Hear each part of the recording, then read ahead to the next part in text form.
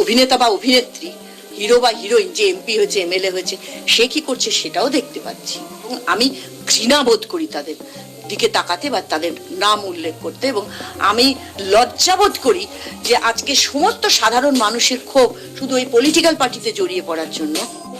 2026 এর বিধানসভা নির্বাচন উত্তাপ এখন টলিউডের অন্দরও।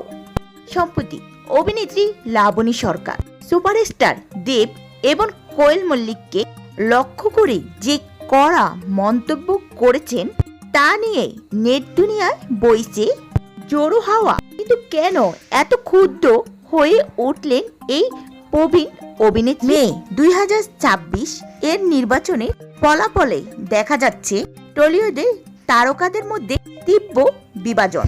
ঠিক এই মুহূর্তে লাবণী সরকার একটি ভাইরাল ভিডিওতে দেব ও কোয়েলকে তাদের রাজনৈতিক কর্মকাণ্ডের জন্য কড়া ভাষায় আক্রমণ করেন। এমনকি ভিডিওতে তাকে চরম আক্রমণাত্মক শব্দ ব্যবহার করতে দেখা গেছে। লাবণী সরকারের অভিযোগ, অভিনয়কে গুরুত্ব না দিয়ে শিল্পীরা এখন ক্ষমতার লোভে রাজনীতির আঙ্গিনায় নামছেন। বিশেষ করে দেবের দ্বিমুখী অবস্থান এবং কোয়েলের মতো তারকাদের রাজনৈতিক নীরবতা বা বিশেষ দলের প্রতি আনুগত্য নিয়ে তিনি তার অসন্তুষ্ট প্রকাশ করেন। সোশ্যাল মিডিয়াতে ছড়িয়ে পড়া ভিডিওতে দেখা যায় তিনি শিল্পীদের রাজনৈতিক দালাল বলেও কথা বলতে দ্বিধাবোধ করেননি। আর এই ঘটনাটি টলিউডের অন্দরমহলে কাদা ছোড়াছড়ি নতুন উচ্চতায় নিয়ে গেছে। তিনি সরাসরি অভিযোগ করে বলেন, অনেক শিল্পী শুধুমাত্র অর্থের লোভে অভিনয় ছেড়ে রাজনীতিতে নাম লিখেছেন।